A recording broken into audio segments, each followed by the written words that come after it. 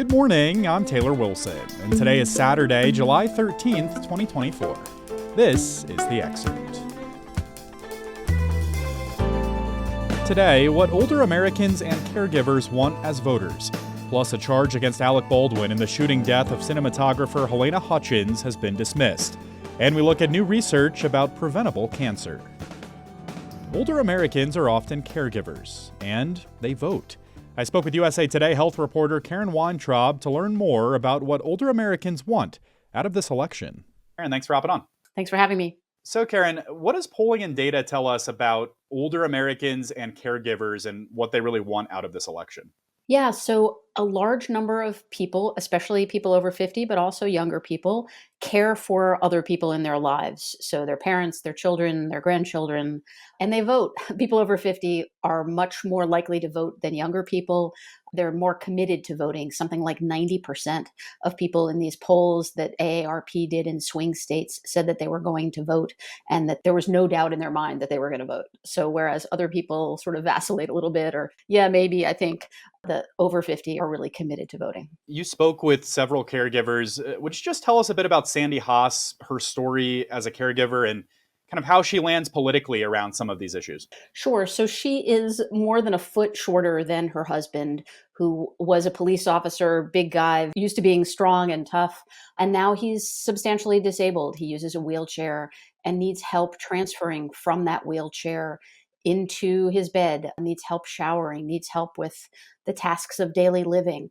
And because she's so much smaller than he is, she has a lot of trouble physically helping him do that. He's 73, she's 68. She has osteoporosis and a tremor in her hands. And so while she's helping him, if he falls on her, she's very likely to break a bone, and she's not so stable herself. And, she doesn't really have any help. Their sons, one works nights, one lives 45 minutes away. She is a former nurse. She still teaches nursing, so she can afford a little bit of help. Somebody comes in once a week to help him shower. She wishes she could help him bathe more than once a week, but that's all she can afford right now. And Karen, a researcher who helped conduct AARP polls about caregivers said there's a big hole that was left behind after the passage of the Affordable Care Act.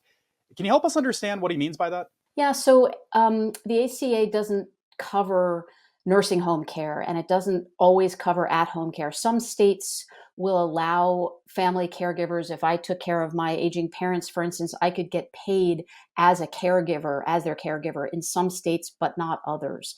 And so I spoke to another woman who said she would happily stay home and care for her mother if she could get paid for that. But because I believe she lives in Nevada, she has to pay somebody to come into the house because she can't get paid for that work. It's a scattershot across the country, and there's really not much help for a lot of people. How important is the issue of Social Security among older Americans this election? And also, what are some of the other issues caregivers are focused on? A lot of people of all ages are very concerned about Social Security going away. Interestingly, it doesn't always match up with who they say they're supporting. So the Democrats have been very clear that they're fully supportive of maintaining Social Security the way it is, even though it is financially a little bit unstable, whereas the Republicans and Trump have been less clear in their support of Social Security. Older people say, absolutely, got to keep Social Security, not up for discussion at all.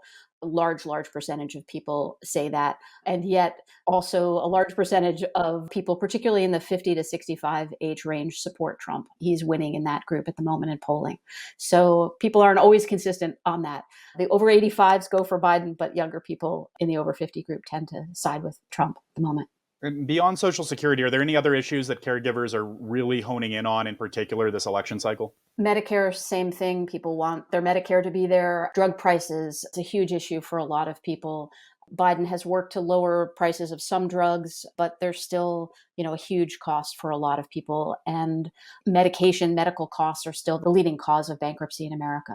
Karen Weintraub covers health for USA Today. Thanks for the insight, Karen. Appreciate it. Thanks for having me. The involuntary manslaughter charge against Alec Baldwin in the 2021 shooting death of cinematographer Halyna Hutchins has been dismissed on the grounds that prosecutors and law enforcement withheld evidence that might be favorable to the actor's defense. The conclusion of the case comes more than 2 years after Baldwin's prop gun discharged during a rehearsal for the movie Rust, killing 42-year-old Hutchins and wounding director Joel Souza. A judge dismissed the charge yesterday afternoon with prejudice, meaning prosecutors cannot refile the same claim. Baldwin sobbed into his hands as the judge read out the order. Baldwin's lawyers alleged in their motion to dismiss the case that sheriffs and state prosecutors in New Mexico concealed from Baldwin evidence that could be linked to the source of the bullet that killed Hutchins. Prosecutors and sheriffs argued that evidence had no relevance or value to Baldwin's case. The Republican National Convention kicks off on Monday in Milwaukee. And we have you covered at USA Today with a text thread called Your Vote, offering a virtual backstage pass. I spoke with USA Today election reporting fellow Sam Woodward to learn more. Sam, thanks for hopping on the Excerpt today. Happy to be here, Taylor. So Sam, let's just start here. Tell us about this SMS campaign called Your Vote. Your Vote is USA Today's texting thread on all things elections, where subscribers get news and insights from our team of journalists sent directly to your messaging apps. And why'd you all decide to go this route for this year's convention? We understand that it's really easy to feel overwhelmed or even numb to news, especially during an election cycle. So we wanted to hold a space where our readers could interact with us, cut through the noise of partisan ads, and see what it's like to be in the room where the news is being made. Conventions are a really unique aspect of the American party system, and they also take a while. So for a week's worth of news, we wanted to make it accessible to our audience and give you a backstage pass to everything you might miss at home. And so how can people sign up? If you have time to doom scroll on your phone, you definitely have time to sign up. All you have to do is text us at 301-888-6791, and you'll be prompted to confirm your subscription. So Sam, people can send questions in and you yourself will respond with direct answers. I'm excited for this. How exactly will this work and what sorts of messages can folks expect? Yeah, that's right. I'll be on the other side of your screen reading all of your questions.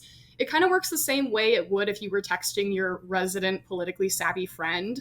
You send a message to our number and I can either answer directly to you, or if it's a question I think others would be interested in hearing the answer, I can send a text message to everyone. And don't worry, it's not a nationwide group chat, so only I can see your response. So as you said, Sam, this is kind of a peek behind the curtain. You'll be there on location. What aspect of the convention are you most looking forward to or interested in covering this coming week? This is my first convention, so I'd be lying if I said everything wasn't exciting to me. But something I'm really excited to do is talk with the actual delegates who will be casting their votes. For the most part, they're real Republican voters, not party insiders or politicians. So I'm really interested in hearing their perspective on not only the convention, but also the state of politics as a whole. So exciting. So can we expect a similar thing, this kind of SMS campaign next month when the Democrats meet? Absolutely. Your Vote will be guiding subscribers through the rest of the election season, including the Democratic National Convention in August. All right. Sam Woodward is an election reporting fellow with USA Today. Exciting stuff. Thank you, Sam. Thanks, Taylor. AT&T said yesterday that the call and text message records of nearly all of its cellular customers were exposed in a massive breach. The telecommunications giant said in a filing with the U.S. Securities and Exchange Commission that it learned in April that customer data was illegally downloaded from their workspace on a third-party cloud platform. According to the company, the compromised data included files containing AT&T records of calls and texts of nearly all of its cellular customers of mobile virtual network operators using AT&T's wireless network, as well as AT&T landline customers who interacted with those cellular numbers between May 1st, 2022 and October 31st, 2022. The company said data does not contain the content of calls or texts, personal information like social security numbers, dates of birth, or other personally identifiable information. The company, though, says that while the compromised data also does not include customer names, there are often ways using publicly available online tools to find the name associated with a specific phone number. There's new evidence of the health benefits of avoiding smoking, excessive drinking, and being dangerously overweight. They're the leading preventable causes of cancer in adults, a new study found. An American Cancer Society study published this week estimates 40% of new cancer cases and 44% of cancer deaths in people 30 and over could be avoided if people cut out high-risk behaviors like smoking and drinking. Experts say the study brings fresh evidence for public health leaders to encourage people to adopt healthy lifestyles to reduce the risk of cancer, and ample evidence that people should take action to prevent it. The causes of cancer the study said were preventable included cigarette smoking as the top risk factor, followed by excess body weight and alcohol consumption. You can read more with a link in today's show notes. It's a huge weekend of soccer as the Euros and Copa America wrap up tomorrow with their respective finals. First up, Spain will take on England at 3 p.m. Eastern Time. The English are looking for their first European title ever, while Spain last won it in 2012. And stateside, the Copa America final will take place tomorrow night at 8 Eastern in Miami as Argentina take on Colombia. Argentina are defending Copa America and World Cup champions, while Colombia are looking for their first title since 2001. You can follow along with USA Today Sports. And New York will be experiencing its final Manhattan Henge of the year this weekend. The phenomenon occurs when the setting sun aligns exactly with the Manhattan street grid, creating a unique glow of light. There was a full event yesterday evening, and another partial Manhattan Henge will be visible tonight, just after 8 p.m. Eastern. You can see pictures on usatoday.com. We followed the spread of misinformation on our podcast for years. What if there's a way to build up immunity against it? My co-host Dana Taylor spoke with Sander van der Linden about pre-bunking rather than debunking and how it's more effective for combating disinformation. You can hear this conversation right here on this feed tomorrow after 5 a.m. Eastern Time. And thanks for listening to The Excerpt. You can get the podcast wherever you get your pods, and if you're on a smart speaker, just ask for The Excerpt. I'm Taylor Wilson, back Monday with more of The Excerpt from USA Today.